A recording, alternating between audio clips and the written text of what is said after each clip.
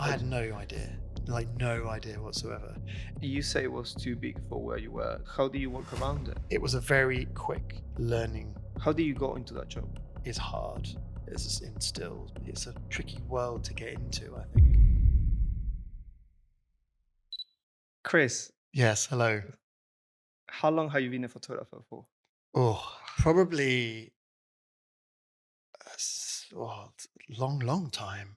Professionally, probably since I would say 2002, maybe when I finished uni, and I kind of then started doing it and getting paid to do it. I think that was probably the starting point for me. What was the reason that you decided to be a photographer? Was photography something that you were into? I'm a massive lazy artist. What is it? And What? that is the truth. I did fine art at uni, and basically, I ended up taking photos of my sculptures or installations, which is what I kind of did at uni. Um, and that my tutors were always just like, "But the photography is like says a lot more or as much as what you're trying to create with your installations extra."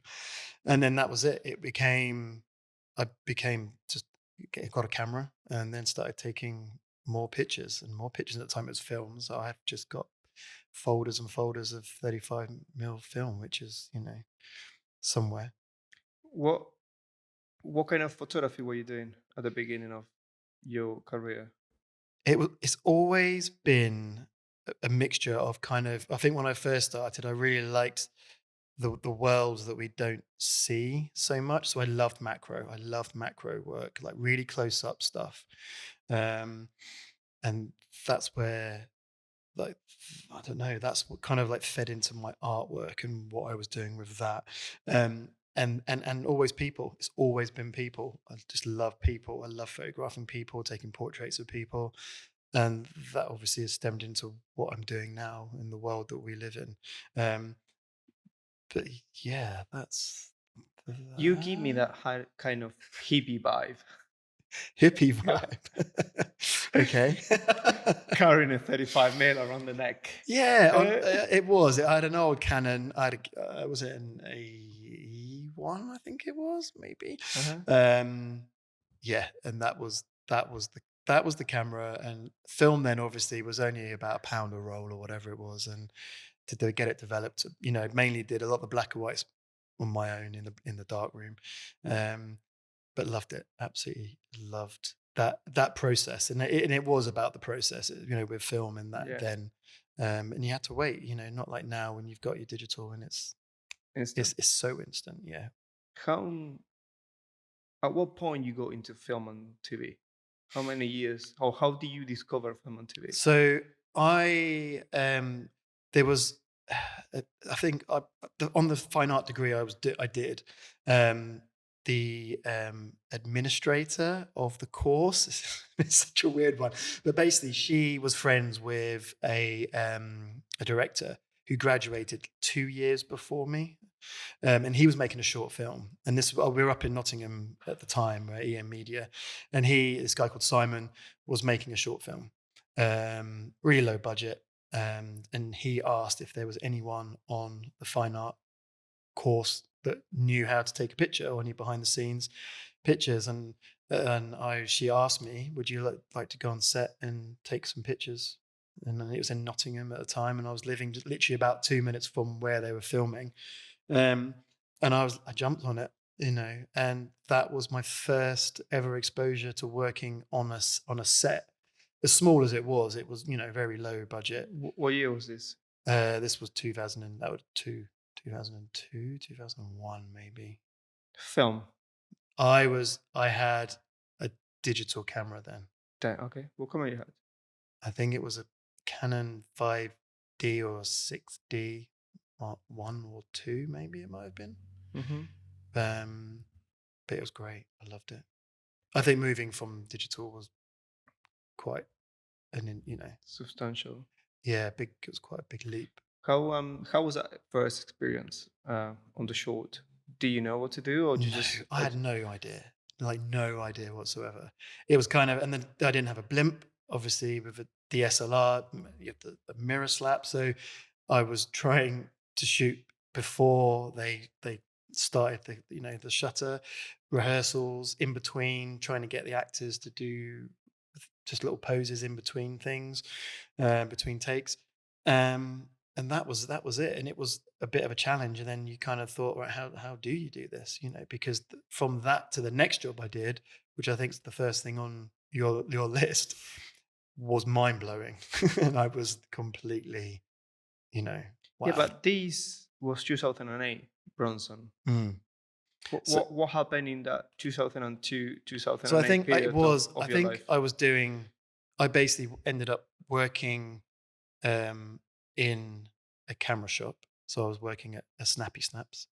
So I was developing film, which Mhm. was very handy for me because I was shooting a lot of film. So for me, it was good to have that access to develop my own stuff and put color film through, which I probably shouldn't have done, but don't tell anyone.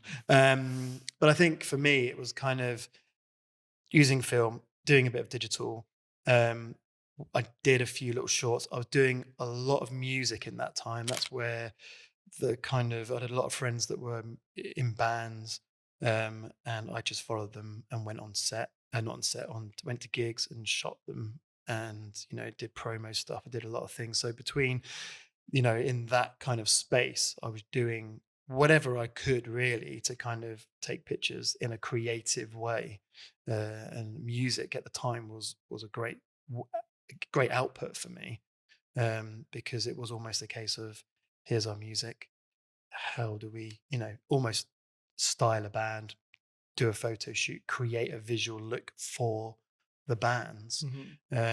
And I loved it. I absolutely loved it. Were there any big recognizable bands, or were they all like They were all kind of up and up coming, and coming and it artists? almost got to the point where they all did like maybe an album, uh, and then they got too old or went off the rails or whatever it was, which is what happens. Mhm. Well, I didn't, I think that was the always a problem. Um, but I think it was kind of, for me, it was fantastic because Photoshop was around then. It was very basic and very New. It early. was It was, very it was new. new, and I loved it.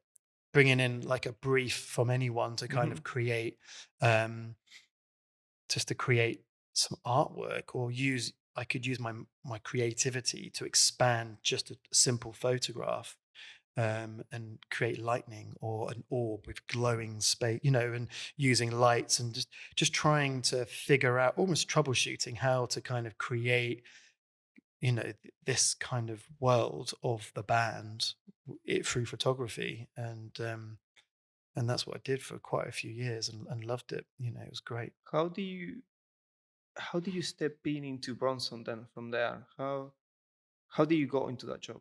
Was it So it was the same producer who did this short, okay? um, and she had kind of grown, developed her way up the Wow, the very pace. quick. Yeah, she was, and then 5 years.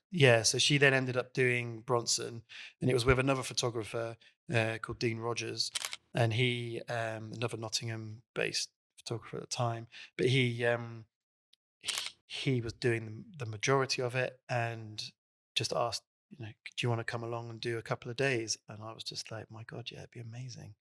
Didn't know anything about the story or anything.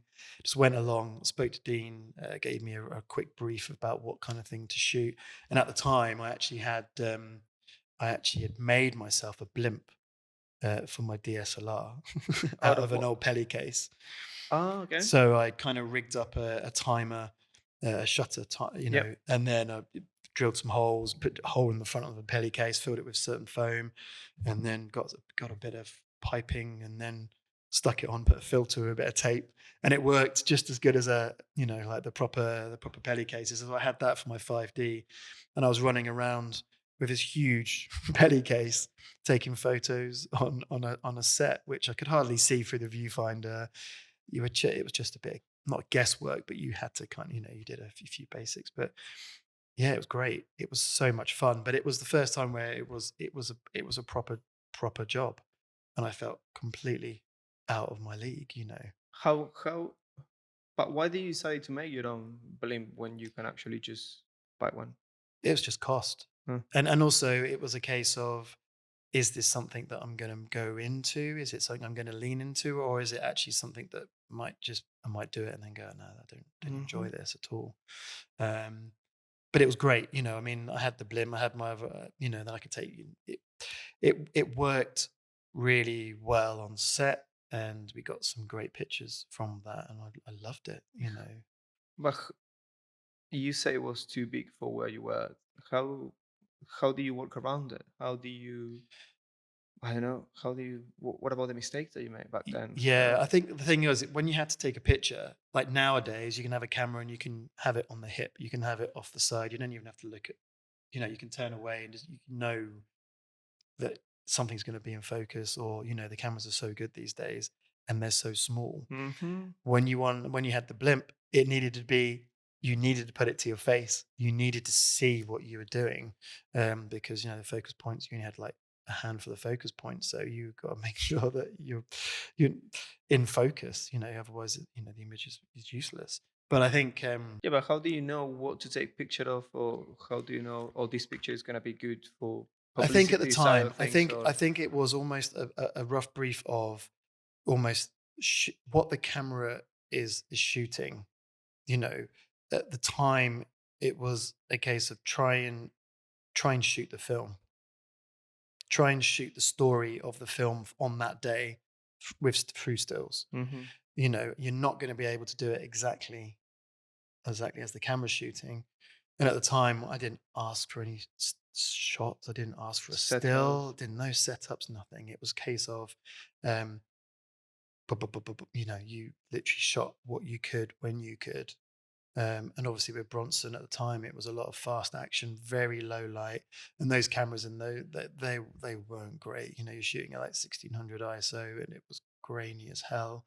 You're having a 2.8 lens, and it just No, yeah. yeah, it's not the best. Um, but even on your zoom, if you had the 2470, I think I had at the time, you had to set your zoom range, and then once it was in, that was it. It was basically working on a prime, so you had to kind of shoot what you could, um, and then readjust it, take it out, readjust it for the next scene if you needed a wider shot or a tighter shot, depending on the scene. Do you make many mistakes on that film? Looking back, yes, there was one shot where Dean, not Dean, where Tom Hardy standing at the bottom and he was fighting the dogs, and they'd lit it through, they bounced off a mirror, and the Mhm. mirror gave a very thin strip of light. And I remember kind of him standing there, and the light, it looked amazing. Um, and then they'd moved it. And then at the time, I said, "Oh, I did actually say, no, I think someone said to me, Chris, do you want to get a still of this?" And I was like, oh my God, yeah, that, not knowing how it worked. They gave me the opportunity to take a photo of Tom. And then I said to Tom, I'm going to do this. And he did it. He stood there, but I got them to move the mirror back where the light was not completely on him. So it was on his body more so than his face. And I think I just took the shots because it was just pressure and I was so nervous. Mm. And obviously Tom's standing there like in his freezing cold out, and I was just like, let's just go take the shot. Took the shot. Um, and it turned out it was great. But if I just got them to move the light a little bit onto him a bit more, it would have made it even better, you know. And I think from that point onwards, it was like I remember going sitting down and looking at the pictures and just literally kicking myself, thinking, I wish I'd just moved the light on him, you know. But you learn. And then from that point, that was an early mistake to make early on in my career, to then know, but then it's very different now. But what about mistakes of like where to stand and things like this? Like, have you been Yeah, told off by the AD on that first job? I think you kind of learn, and I think I think probably got asked to move a lot, you know. But I think I was always aware of movement and always aware of the camera.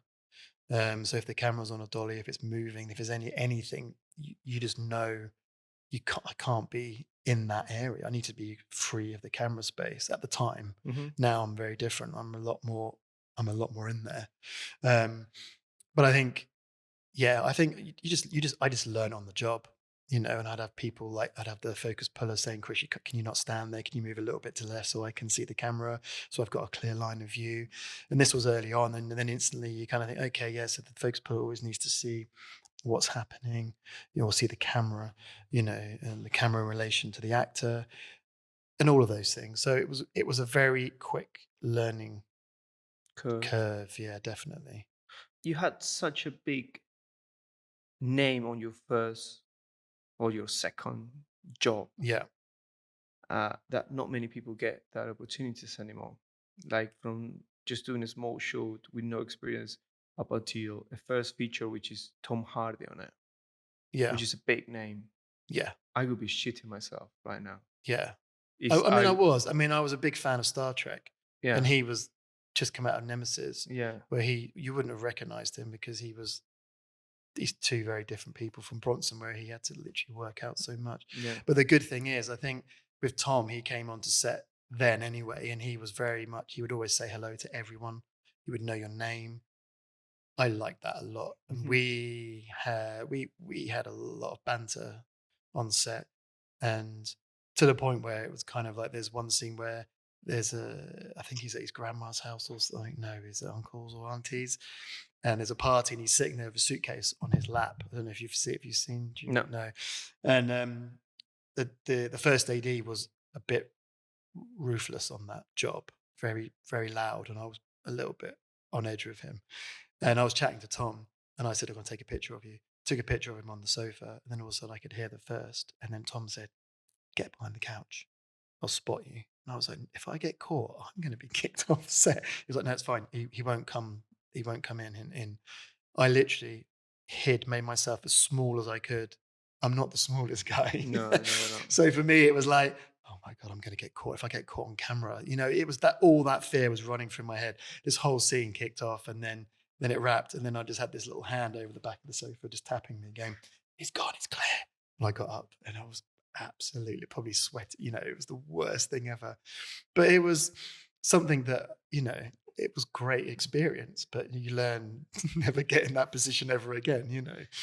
How uh, was that? At what point you decided I'm gonna pursue unit stills? Was it Bronson that kind of click in your brain to say, "Oh, there is a potential career that I can follow by doing this"? Yeah, definitely. I think with anyone and everyone, I think it's kind of like you don't really know what jobs are out there. And then these opportunities come around and I ended up doing it. And for me, it kind of, I thought I can make money out of this. It's a very social job. There's a lot of people around. You've got to really be a people person to mix amongst every department, you know, and you've got to learn every department to a level and what they have to do on set and what they do on set. So for me, I loved it. I loved that, and it was, I love films. So for me, it was just that it just ticked all the boxes, and it's a people person job. So, um, yeah, that was it. And I thought, okay, well, let's just see how this goes, and then it started rolling from there. Your next credit is Bronson was 2008. There is a next credit in 2010, which is Skeletons. Okay, yep. Yeah, that follows up. Skeletons. What happened in between? What happened between 2008? What else were you doing additional to unit stills? Because on Skeletons, according to your not so up to date IMDb, there might be another three films in I between probably, do you know what? 2008 I and probably could have done. 2010. Yeah, that's the thing. I don't know. I actually can't remember. But what else were you doing in order to? Were you full time photographer Full at, time. at Yeah, this point? definitely. Okay, so Yeah. what else were you shooting? So Were it you was still doing it music? was music. So it was Reading Festival, Glastonbury, working a lot with the BBC at the time. So I was doing a lot of music. Um, and that I mean, that's only in the summer seasons, for Yeah, of instance. course. But I think, and then it was a lot of music was kind of a really big earner for me in that time. And then I think it then started because ended up going to Ibiza with one band because they were a house band, Ibiza Rocks. Um, and then we ended up doing some photo shoots over there with them on yachts and you name it. It was very kind of rock and roll, that kind of world. And we met a lot of models, and then that ended up kind of doing a bit more fashion and a bit of things like that because I would talk to people and they would be like, "Yeah, great, Chris, can we do some shoots back in London or whatever?" And then ended up shooting for model portfolios and that kind of thing. And then that just ended up in doing all sorts of commercial work, which again kind of helped a different side of the photography world. And I think that can lend into what we're doing or how we are and where we are, where I am now, which I think was good. Do you remember how you got into skeleton, or how you progress from Bronson? How do you got your next film work or first next experience? If I'm honest with you, it was all word of mouth at that point in time for me. It was kind of like producers who I've worked with, obviously talking and just saying, you know, they got this guy Chris, he did this and this, and that was it. I was so lucky, so lucky. Yeah, but And I think it was all because that Skeletons was Nottingham based as well, just outside. So for me, it was kind of all a part of, I think, that the EM media kind of world when it existed. mhm, because Skeleton 2010, Pulp 2014, there are gaps in here which there might just be because you haven't updated this. Uh, Definitely not. I don't think I've ever used used. but how how are you getting like uh, keep getting jobs? You were recommended to them, but how often were the film jobs happening back then? Back when you started, was it like once a year, or was it just? Yeah, I think it was always through recommendation. All of them were, and I think at the time in Nottingham there was definitely a pool of producers, filmmakers, Okay. directors that all once that shut down went to London or spread out. And I think then they were doing other things, and obviously that's just through word of mouth. And I think that just kept me going. I think I was probably doing 2, 3 films a year, and it was mainly features that I was Hmm. working on rather than TV. Um, and yeah, that was it. Literally the whole And role of doing it. music on the side.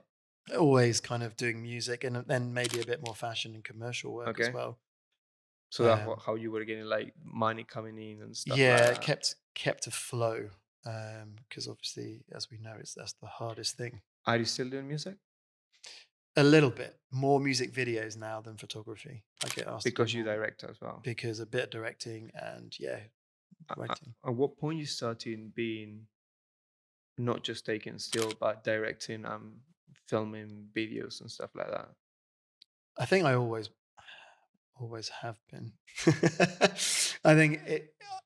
I think having that ADHD brain, and I think it's always wanting more, always wanting something or that next fix. Hmm. If it's not doing it with a still, I think it's then doing it with moving image, and then you progress and everything you learn on set all the time through with DPs and lighting and everything. And I think for me, then it's then I can give that a go. I can do that. I could probably do that. I'm going to do it. Get a camera. They all do video these days. You press record and then you write a rough story, or if it's just performance based for music potentially, or that with a story. And then I started doing stuff, and I think that for me was I loved it. I absolutely loved it, and I think it was almost like here's a brief, off you go. And for me, that is the best thing. I just love having that creative Freedom. output and freedom. Yeah, which is the same which I have now doing stills, but in a way, it's like everything's done for you, obviously on set, so you can rock up and the world's created, the costumes done, the makeup's done, and you can go in there and literally with just your eyes and just composition and you know you can create, or it's creating something that is interesting, visually interesting. But were you interested in video as well, or it was just because you didn't have enough still jobs? You said, "Oh, what else can I do? Let's add another skill to my."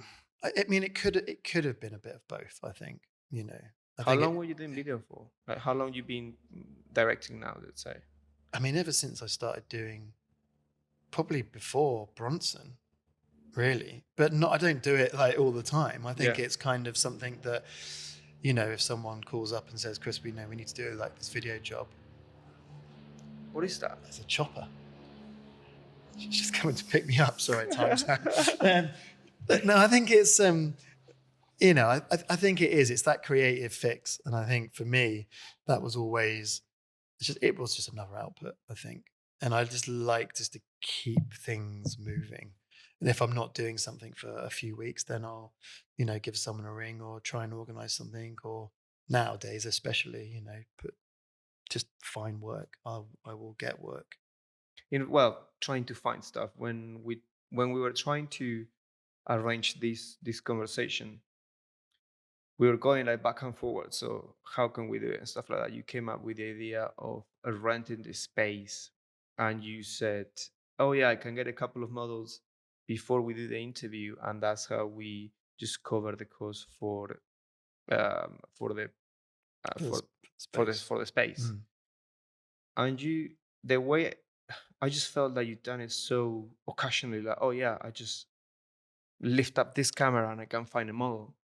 And it was just came so natural what you said to me. So how can you pull that off so quickly and in such a short period of time that even though we're doing this and you cover half of the share of this space just by just bringing two models, how do you organize that so quickly? Where do you get this model from? I, The, yeah, I think. I mean, more recently, I think I've done a few more model portfolios, I guess, for agencies. And then I think really for me, it's a case of, um, you know, contacting some agents and getting them to, you know, they've always got models that need book updates. And it was a perfect opportunity just to kind of get some people in, like we said, to kind of help fund it. And also, you know, we get to do a shoot and kind of you get a bit of B-roll or whatever it was, you know, and I think that's it's just as simple as no, what really surprised me is all the skills that you have that you make use of them. Mm, Like if you're not on set, you're doing portraits. If you're not doing portraits, you are directing a music video. So you have all these skills that it keeps the money coming in. yeah, Was it always like that, or was it only in the last couple of years that you have this flow yeah. of things going I constantly? I think it's always been like that to a point when I started doing I think for me, it's kind of once I start it, I kind of got into a flow, and then I would probably hyper focus, and then I'm like, I'm doing video, you know, for a certain amount of time, and then I'd be like, oh, then a job comes in, still a job, and then I would switch, and then that would be my focus, and I wouldn't do anything else, or might not edit X amount of stuff because I'm focusing on the next thing. And then I think and that would move on. But now I think I'm kind of a lot more um like you say, broader, and like it's like having all my fingers in lots of different pies and different areas of work that I can call upon. And I think, like you said, it's having those skill sets to kind of like to bring, and they all actually feed into unit stills. You know, Mhm. fashion work, beauty, you name it. You know, you've got actresses that want to look amazing. You know, they don't always want to look as harsh as maybe they're being lit on set. So it's kind of doing something. But then other times you need them to look super, you know, need to be as they should be, or like in the world of their Yeah. character. And I think it's having that mixture. And then when it comes into like lighting studio spaces, you know, um, it's it's having that for the galleries and for all the specials and everything that you. What really surprised me from today was how quickly you turn around the different set ideas that you have for the different model today, because you build something quickly. You did a couple of shots, your whites and your close up and stuff like that, and say, okay, get changed into the next one. You did like in an hour and a half, or I think it was, you did like 5 changes of clothes, something like that. How Mm. uh, was that? How do you plan all of that with the model? Was that you had a, well, I seen that you had a mood board first of all, but Yeah. all the different styles. Uh, do you arrange that with the model beforehand, or? Yeah, I can do. So, I mean, we've got, so the agency would then say, these models are available. Which one almost do you want to shoot with as well sometimes? So then I would have the choice of certain models, and then I would pick someone who might be different or have a right look for a certain thing that I might like want to shoot. Um, and then really, then it's a case of from that, I've got the look of a, a model. So from that as my base point, I can then go, right, this person, if it's a guy or a girl or whatever the situation, I can then go, okay, so with this person, I think we should shoot something that is a bit more darker, a bit more edgier, whatever. And then I can then go style that out with a mood board, look for images that are on a similar kind of tone, show them what I'm looking to do. And then from that point, it would be a case of pulling the styling together to kind of create the looks. And then with the lighting, just literally Yeah, setting but it up. the turnaround with that was just really quickly. You had like what, a week maybe to prepare, 2 weeks, something like that. Yeah. Probably did it in a, probably did it yesterday, if I'm honest with you.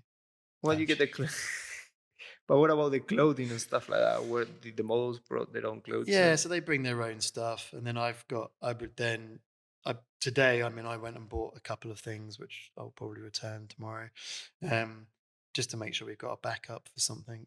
But I think that's the thing; it's kind of just styling it out. I mean, on bigger jobs, obviously, we would have a stylist, you'd have a makeup artist, you'd have someone to do Mm. hair. There'd be people there, like you would on set, But and did the models agree to the different ideas that you have, or like you asked them for feedback, or you just told them, right, this is what we're doing? I think it's a case of this kind of thing would be good for you, and they would either agree, or when we go through all the clothes beforehand, we would put together what we have, so we can go. This could be look one, look two, look three, look four, for instance, and then and that's it. You know, we would then go through the looks and go, right, for this one, we're going to set up a white backdrop. It's going to be very simple, very plain, and then the next one we're going to do like a colorama, or it could be a a bit of fabric, and we'll sit you on a chair, whatever it is. And I think that's it. And it can be as quick as that. And I think that comes with experience. I think Mm. I've been doing it for so long. And I think that's the thing. It's that you know what people need for their books, you know what they need for them to be hired. So that's what you do. Because my takeaway from seeing you work earlier on was like, oh, reach out to agencies and ask them who's available, who needs a book update, and just take them with you and see what you can put up together in order, well, first of all, for you to have some creative freedom and to go and shoot something and get some money on the side, and Hmm. that is beneficial as well for for the person that is in front of the camera, that they Yeah, get a new picture or a new look or something like that. that's it. So I just never thought of that. I always thought that was like just unit stills and headshots for actors, and that's it. Really, I never really thought outside those ideas. So having all these different skills to your toolkit, let's say, Mm. I just find it that you really benefit from it over the years, Yeah, and yeah. and now especially that this year it's been like deadly quiet for some reason again. Um, it hasn't really picked up anything much in terms of like film so far. We are like what are we on April? Mm. There isn't really much going on out there. There's stuff happening, but yeah, I think it's not a lot, not loads.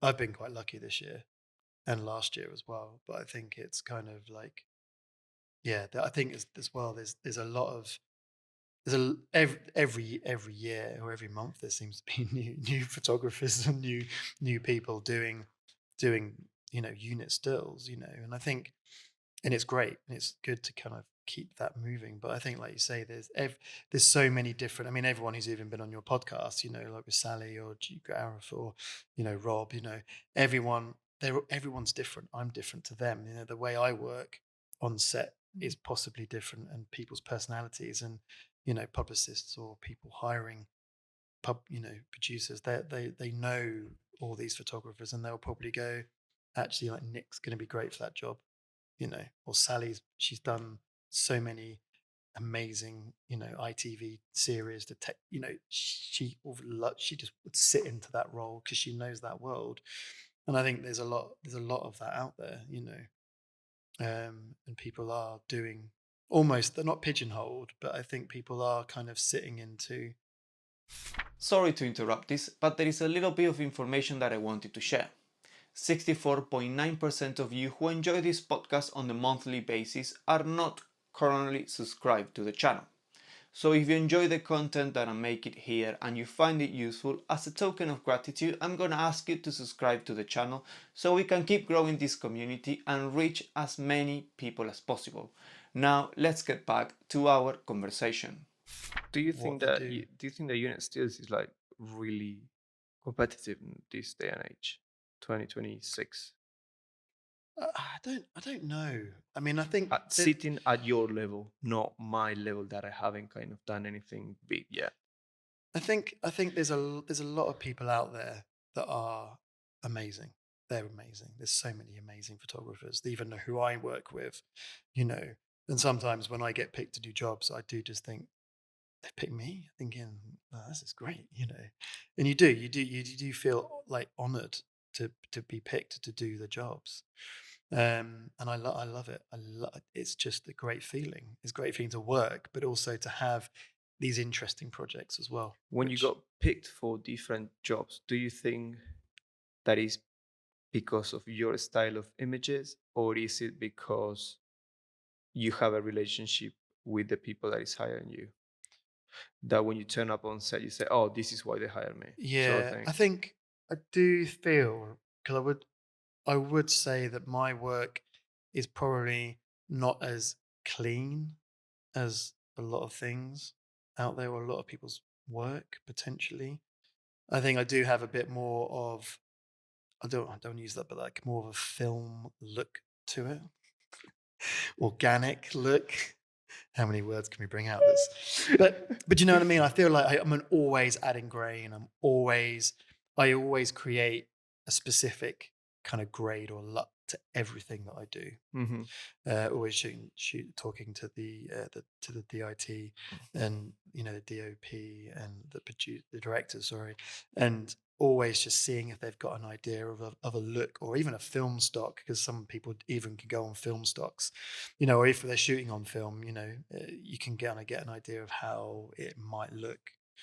And I think that's, for me, quite important. So the stills look, or have a feel that maybe what you're going to see at the cinema or on TV is what is reflected. On even on the second day, like when we submit the PDFs or whatever it is for the next day, that there's a look to it that has that feel of what we're trying to get. If that's come from the Bible that I get given at the beginning of a project, or it's that's Do you the think joy. that I love that bit. was there a job that took your career to the next step? Was there a job that after that gig you started having like bigger projects to work on? I'm trying to think, because I did quite a few horrors. I mean, I, th- I can't remember, if I'm honest with you. I remember doing the Detectorists, Mhm. and that seemed, from that point, seemed to shift gear a little bit. But even coming from doing Top Boy, that was also something that then changed gear with a lot of people. Um, and doing, I mean, I know that was a TV series, but even in the film world and stuff, that there seemed to be a bit more of a ball rolling. Um, Top Boy, was it the Netflix one or the BBC one? the Netflix. Oh, the Yeah, newest so one, I sort of thing. did I did season 1 and season 2, and then stepped down from it, because for me it was season 1 from season 2 was they were visually using the same locations. It was the same actors, and for me, I enjoyed it, but I felt like there's someone else could enjoy doing it. I think, and I think that was the case. You know, I knew the producer on that actually, and she got me onto it, which was the joy of that. And then that was it. It just kind of They had Top Boy had the Netflix Top Boy had was like something. they had a look that you were Yes, talking about before. They had like a definitely had a look. moody, darker And tones throughout they the went from series. no budget to a budget with Netflix. Yes. And then I think, and then they were using the, you know, the Arri Alexas, and they were using very fast master primes. I think it was. Everything was shot wide open, and it had a very, you know, it had a very different tone to it. Which then, you know, we it was good to replicate that, you know, and good to kind of enjoy Was the grittiness. do you have another Top Boy experience throughout the after Top Boy? Do you have another experience like that, like something that turned gears in your career that was a kind of the next step sort of thing that put your name out there for something Yeah, I mean, I think bigger? Detectorists was quite a big one for me. Is that Yeah, on the but that list? was before Top Boy, wasn't it? That was before. So Detectorists was And then, 2017, and Top Boy was more recent. It but, was that definitely. It was different. I mean, Definitely. Rye Lane was probably one of the biggest jobs. We got Gorilla. Who else we got on there? Remainder, the ones below the quiet Detectorists. ones. Yeah. I mean, this is so out of date, but according to these, Detectorists was 2017. Little Joe 2018. Little The Joe. other was a short. You done a short 2024. Okay. Yeah. The other apparently according to Oh this. yes. Yeah. Yeah. Yeah. I remember that one. From there is Only You. Well, Only You 2018.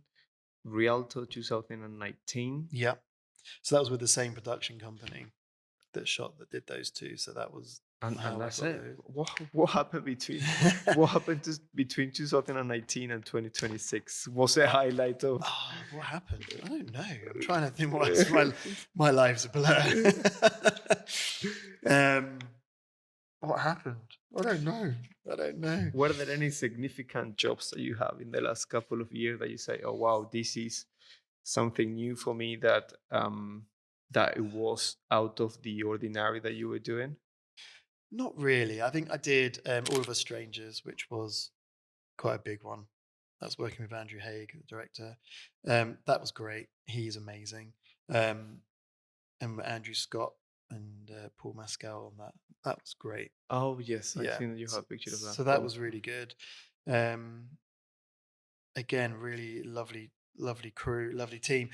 And then I think it's just that, and then Rye Lane that I was working on that every day. That was a big production with Paramount. That was great fun. And that was all shot on really wide anamorphics, so that was fun to try and visually create that as for stills and working with the stills on that one. But yeah, I don't know. I'm trying to think where the gaps are. I mean, there's probably loads of fillers, but Well, it looks like for what you were saying that your filler jobs are this sort of thing, portraits and yeah, music and videos headshots and actors' headshots and videos and yeah, videos, and that's your filler jobs. And when you don't have anything to do on set, is yeah, that how you keep busy during the quiet times, like winter? yeah. I mean, the thing is, that last year, I was working through winter. I was doing Under Salt Marsh with Sky last year, Ah, year before last, I think. the look under Salt Marsh, the look Mm, really nice. yeah, it was good. Yeah, Under Salt Marsh is good, man. yeah, The images you they like look. that? Yeah, that was a good one. That was good. So we did that with Sky. Yeah, this year has been quite fun already. You know, I'm working on another job at the moment with Sky.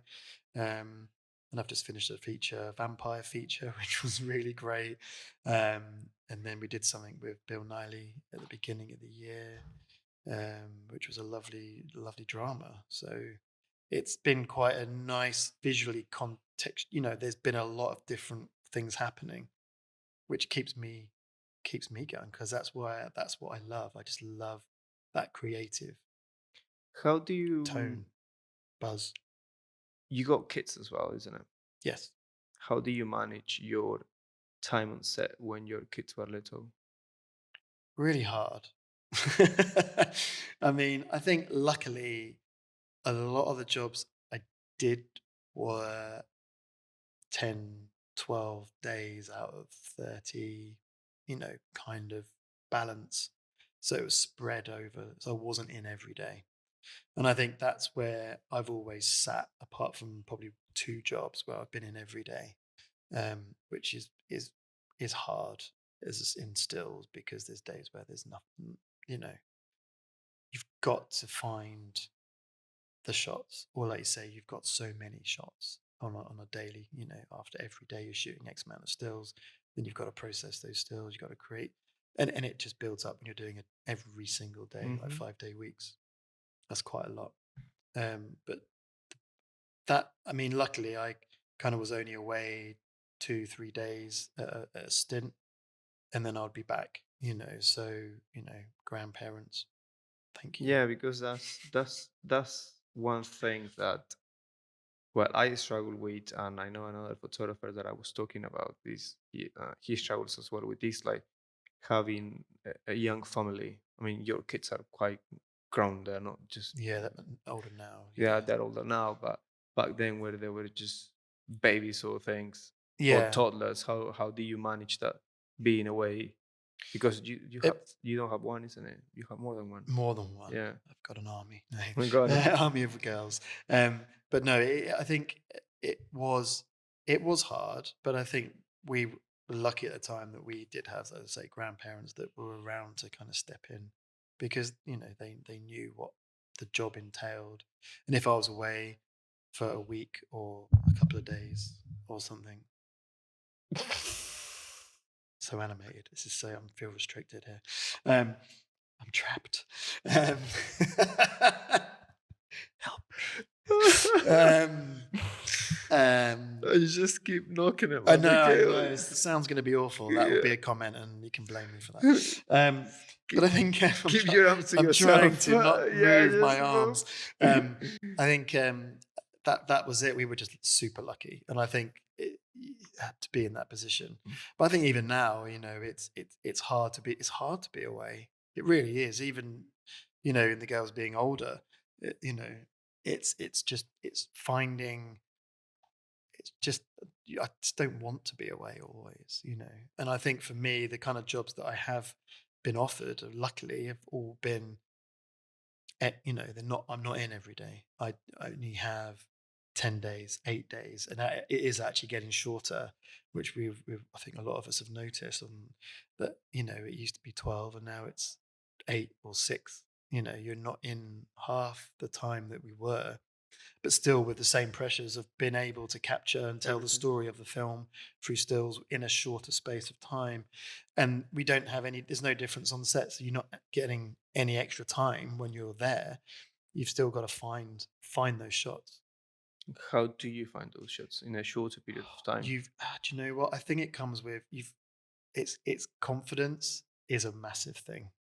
But I think it's knowing the room, knowing the space, not being afraid to ask, and taking the odd risk every now and then. Those eye lines are very rare if you can get into a certain position, but to shoot it without someone, an actor, stopping and saying, "Chris, move," or. But nowadays, like we have on the cameras on tripods, you can remote trigger things. So I don't have to be in the room always. So if we're in smaller spaces, you can remote trigger things, which is great. Um, you know, luckily gaffers and or the cameras aren't as big as they used to be, so they're Hmm. getting smaller, lighter, so we can rig them on dollies, and then I can just fire things away and use my phone, use a remote. There's ways of getting around it, as well as also kind of just being in the space. But it's almost talking to those actors and just saying, do you mind if I'm here? Can I be just here if I'm facing this way? And most of the time, they're okay with it. Some actors are like, Chris, I'd rather you don't even tell me where you're going to be, because my eye line's going to be everywhere. And if I know you're going to be there, for instance, I'll look at you, but if I'm there and don't tell them, they're fine with it. So it's kind of working around, and What everyone's different, and every actor's completely different. what other challenges with the days that you don't set are getting shorter? What other challenges do you have to overcome this day and age? I think it's you know who you need to speak to, you know, and I think the pressures also from above come down onto you and the producers, or they are always will introduce you to everyone. Will make sure that you're aware. The first AD knows you're here, so they know that you might need to get stills or you might ask for stills. And sometimes you can shoot when the camera's rolling. Sometimes actors don't like it. They really don't like having the stills, don't like having photographs. So then you have to work around that one. And then if you have to call a still afterwards or do a setup, you know, I always find it's always better when the camera's rolling to capture it Yeah, when of they're in course. the moment, because that's what they're doing, and it's never the same. But I think you've just you just got to go in there with all the confidence in the world, and also just own it. You've got to own it. And I think that's it. Do It's you Was that the have you, right? Did I answer that? I don't know if I did or not. yeah, yeah, you Actually, I did. think. Have you have you had much like gallery and marketing shoots on Yes. your on the different films that you worked on? Do you have Yeah. to So do I've the done poster I've as well? done everything from, like, there's no budget to massive budgets. What's And a I massive budget and I had a whole team. A budget was about 30 grand. for the marketing shoot? Yeah. Well, that was, for the photography. That was probably me, assistant, and lighting, and the cameras and things. That was for like 2 days, which Okay. is phenomenal. And then you kind of go from that to, like, probably £1,200, which is probably what, most of the indies, if they can even stretch to it, for the gallery. Because I think a lot of days for delivery, they want the cutouts, they want a gallery, as they call it, a colorama, Yeah. basic lighting, actor in their world, in their hero outfit, posing almost 180, full body, mid, tight shots. You might get something creative out of it if you get Mhm. any luck or any time, because normally it's on a shoot day and you're pulling the actors from one scene. They come To into set. you for 15 minutes, 10 minutes, and then they're out again and they're on to the next scene, or they go into costume to get changed. And that's hard, because the actors are not always, it's just, it's almost it's trying to get a, as much of a rapport with people as you can, so they feel relaxed, know that you know How it's do you deal with that with the actors? Because I've seen this happening a lot that you have to do a gallery shoot when they're filming, especially on the low budget dramas. Because yeah. it happened to me last year when I was helping James that Mm. they were filming and they were doing a gallery when they had like a spare 5 minutes, and the actor might not be, I don't know, mentally on the Yeah, scene they could to be in a really dark place, and then you're yeah, like going, so this is a comedy, so I need you to, you just don't. It's hard. It can be hard, but I think, at the end of the day, I think they know the benefits of the gallery shoots and how that could end up being comped together to be a poster. So, and it's in their best interest as well to kind of give their almost to best. try and do the best that they can. But do you struggle with the actors not giving, I don't know, 50% for their skill in front of you when they have like only 15 minutes? Yeah, I think And how do you deal with that? it really it does vary, obviously, from person to person, and I think that's sometimes you can get 100% and it is phenomenal, and you're Yeah, of like, oh my course. god, this is amazing, thank you so much. And then other times, like you say, it could be 20%, you know, and then it's just trying. It's just trying to get what you can when the But what do you best tell the what do you best. tell the actors when they're not on that 100%? Because I mean, on the 100% it's all easy. It is, yeah. At the end of the day, it's direct. It is direct. I've got. I'm directing them and then letting them then do what they need to do. And then it's the prompts, or it's just a little bit here, look this way, do that. And sometimes they do. And then it's holding it and then just letting them breathe a little bit, and then just trying to just almost massage that emotion or whatever we're trying to get out of them. Mhm. And sometimes waiting that 30 seconds or just holding it or just not talking or talking can get what we need, you know. And I think that's the thing. It's kind of, it's just always looking, always ready to take that shot, you know. I know you get a brief when you come to the galleries of what they're looking for, but when you have these big budgets and the low budgets, because you said you done it all, um, what about creative freedom? What about You your input on Yeah, this? that's when you kind of lose quite a bit in some respects, because you've got a creative team. You know, you've got an art director who's standing over your shoulder telling you things, and then you're then telling the actors to kind of do whatever the feedback is, or from the shots that you've just Hmm. taken. And it does have a very different feel to it.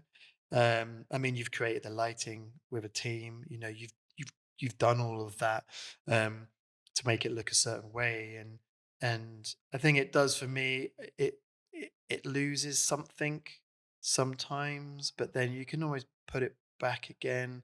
And sometimes it is those little moments of those ideas, or that little bit of inspiration of, actually, let's just do a profile here, and actually let's move the lighting around, or whatever it is, and then that then can change it, or that could be the shot. um but yeah, I mean, there's it's just a different way of working. But what do you prefer? What is more fulfilling for you? Gallery shoots, where I is a bigger pay with less effort? Less reward in some respects, yeah. Yeah, less effort as well, It because is less effort. it I mean, is. you're always in from the beginning. You're always in on the Zoom calls. You're always there as a part of the process, because they might have ideas, and it might be, you've got to light X certain amount of things a certain way, or have a water effect or whatever. And then that might implement on what kit we need or how we do it. But I think I love being a part of that process. And it is always about that process, Mhm. But for me, I love being that art director, and I love being that creative voice, and, you know, um, just to see that a process from start to finish, I do love. And sometimes the lower end stuff, which is still a healthy budget, Yeah. you know, you do get the rewards in every way. What's now that you were talking about galleries, the in order to be a good assistant for you, what would it take? But no, I'm not asking.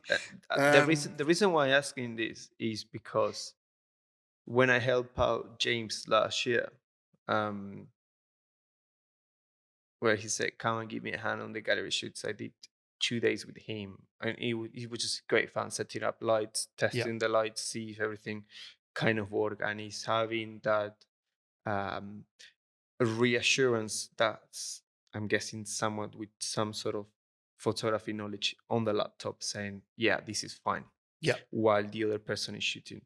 But from your perspective, what a good assistant could be for you? What skill we need I in mean, I order? think I think that is definitely all of that is something. I think it's someone who does know a bit of lighting and a bit of everything. I mean, it's like focal lengths.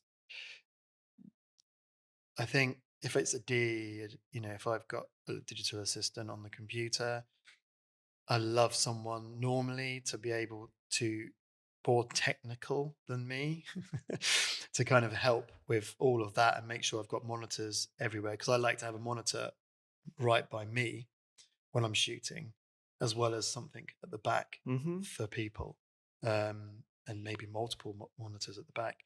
Um, but then I also, it's just that fine tuning. I think it's being able to see if something with a skin tone, or they're wearing something different to what they were wearing before, and actually there's too much reflection. We need, some diff, or we need to turn that light down 10, 20%, whatever the scenario. It's always to be for people to be on top of that, as well as for me to always be watching and seeing when I'm taking the picture. And that's why I like to have a monitor. So when it comes through, I can see how it's looking. And then if we need to make adjustments, but it's that person to run around and just to know what to do to make that adjustment as well. Yeah, but I think as well, to be a good assistant, you need experience with that certain person. Is because you can be as technical proficiency that you can, as much as you can, or as much as you want. But at the Yeah. end of the person, if at the end of the day, if it doesn't suit that person needs. Yeah. I mean, it is about, I think even with this job as a still photographer, I think it's being as personable. You've just got to be a people person. You've got to be able to know how to interact with people and kind of mold, almost like a chameleon. Mhm. You've got to be that chameleon on set that can be. And everything. And I think even with assistants, I think it's kind of, I don't know. I think I mean, yeah, to someone to know me is, I don't know. I think yes to a point, but not. I don't think it's necessary, because at the end of the day, like if you've got pro photo lighting, or if you've got continuous lighting, or whatever setup you're working with, I think it's kind of like knowing how to help shape that space is almost, it saves me having to think about that, even though you've got an idea, or you might have done a drawing to say this is what I want to do, and then if you could go and you go and do it while I'm talking to the actor or actress Mhm. or whatever, and then talking about what we're doing, the steps, and then it's being set up, and then you go onto set and it's all done. That's amazing. And then there might be the odd tweak here or there, but that's nice Have to have. Have you done much assisting yourself? I've never done anything. I helped Sally out once on a special shoot. I loved it, actually. It was good fun. Mm. Then, so what would you rather do more of? Galleries or the on sets?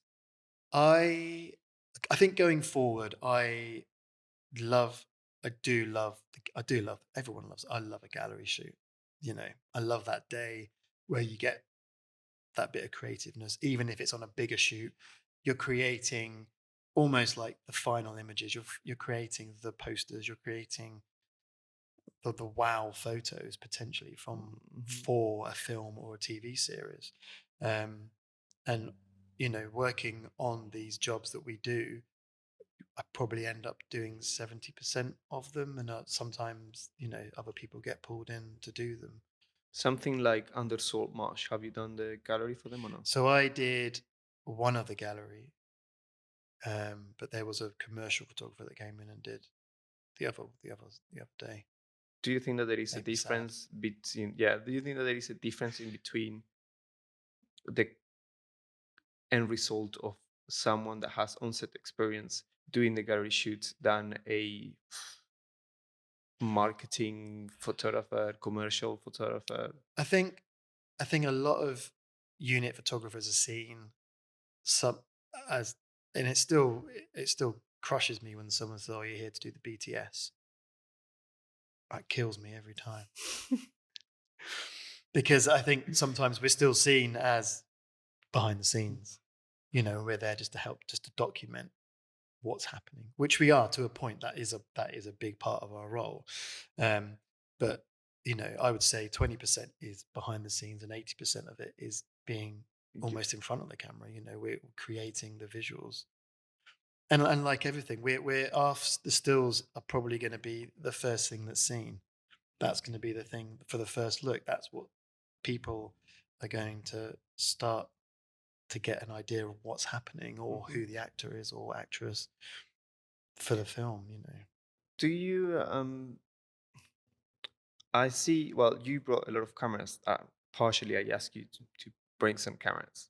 Do you use all the different cameras on set, or it really depends? Because you have Leica, the GFX 50. Yep.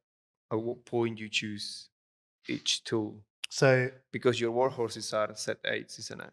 yes, yeah, You got two of them, set two of eights. those. Yeah. At what point you start using So these I sort of would have, cameras? so again, for things like Under Salt Marsh, I shot probably about quite a handful for 4 rolls of film, Hmm. and I shot that on the Leica. Um, just because of the tone of where and how it was and how it looked. I thought film was a good, a good output and a good, what's the word? I don't know.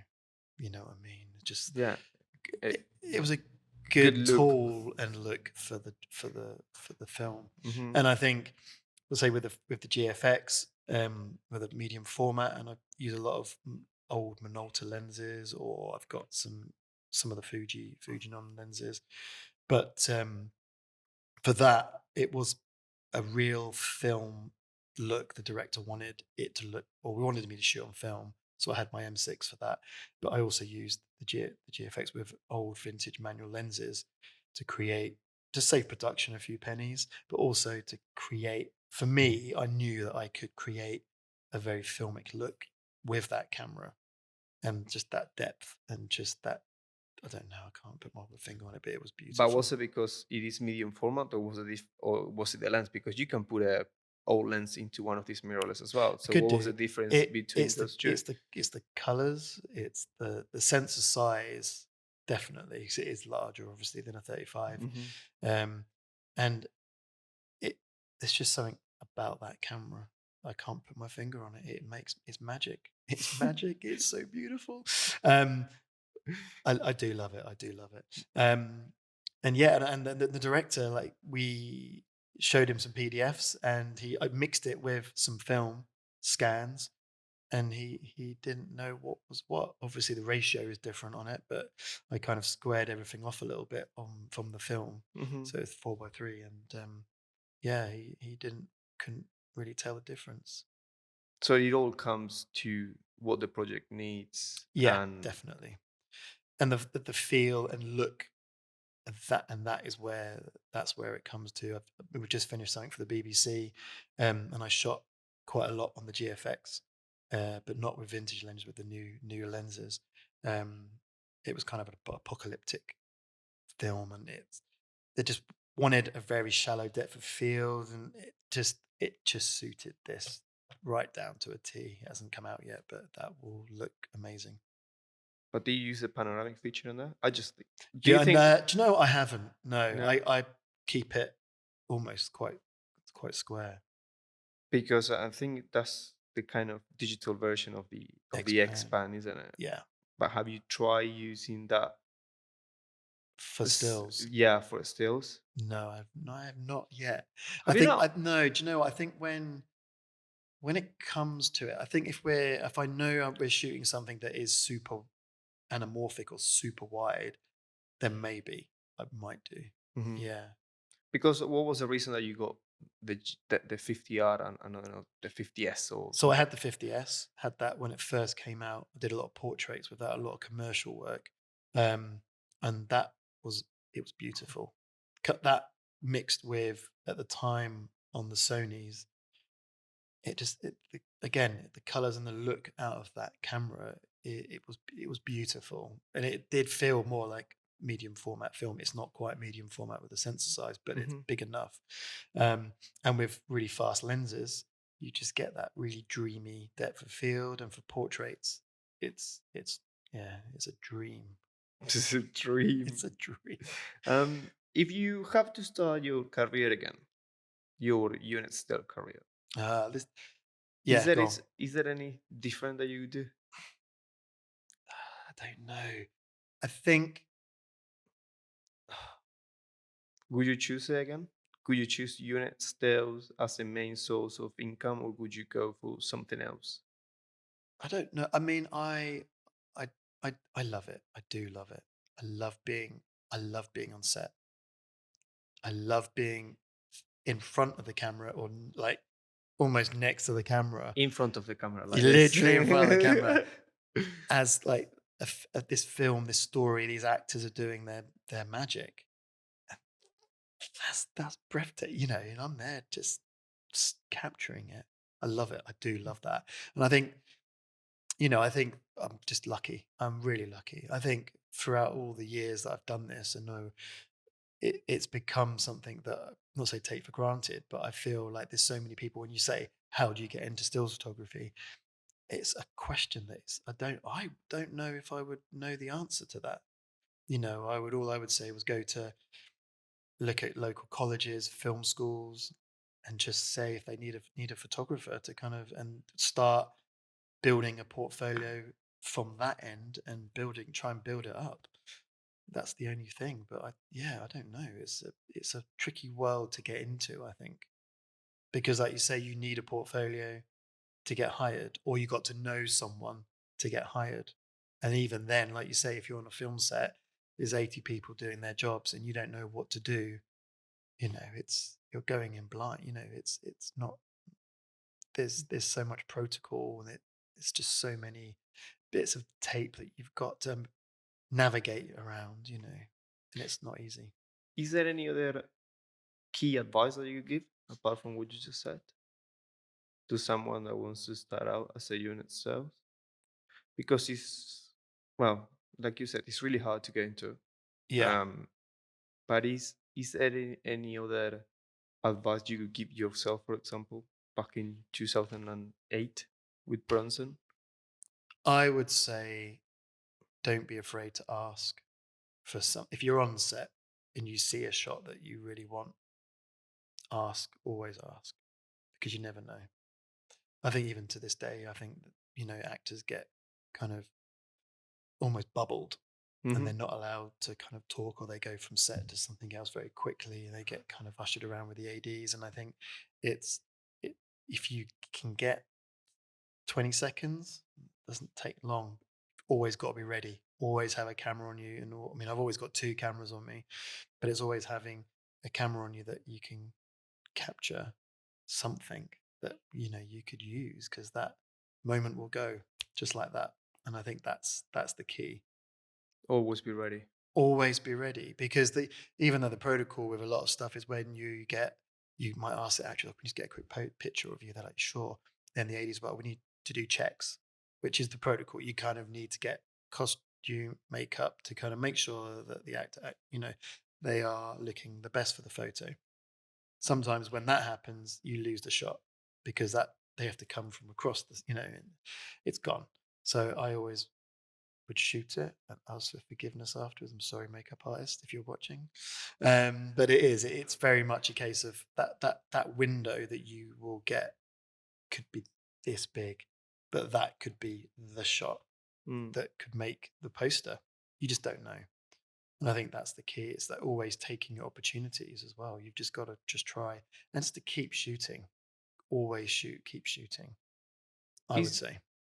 is there any is there any projects that you would like to be involved in the next 5 years, or where would you like to see yourself in 5 years from now? I know that you've been doing this for the last 25, 24 years, and it's been very consistent, and it's been the same kind of projects. Mm, There hasn't been anything really high end. But do no. you have is there an ambition that you have for the next 5 years? I think to continue what I'm doing, but maybe, I mean, working on so many great projects, but I think I know what you're saying. But I think like sometimes the bigger the projects, I think they, I don't know. It, yes, I would like to do something bigger, more something sci-fi would be great, or just something weird, something, wizards and witches and things that are kind of a little bit more magical and mystical. Um, that would be up my street, definitely. But is there a tick that you like to, is there a box that you would like to tick in regards of projects, like kind of, oh, this is missing on from my own experience. I would love to do something like this. I don't know. I don't know what it would be. I mean, I've got no real interest in Marvel or anything like that Okay. personally. And if it comes up, I'll take it. No, I'm joking. But I think it's like Okay. I think for me, it's like I think those kind of things. I don't know. I mean, it's almost like if Thundercats was made. my God, that would be great. There'd be a lot of green screen, I'm sure, but it would be great. Or like the new He-Man that came out, was coming out. Yeah. That would have been great to have worked on, just to kind of something in that world, something that is very non the normal TV stuff that we have, or the normal things. I like the escapism. I love stuff that is a bit different. Chris, thank you so much, mate, for the And time. we run out of time. We're running out of memory time. Oh, memory time. Oh my gosh, rambled on. You can just cut half of it out. It's fine. A lot of rambling in it is and ours. But yeah, no, it's good. Thank you. Thank you, Chris. That's right. Thanks for having me. Hi, thank you so much for listening to this episode of the podcast. I really hope that you enjoy it, and if you did, please make sure you subscribe to the channel and let me know down below who would you like me to interview next. Until then, I'm gonna see you on the next episode.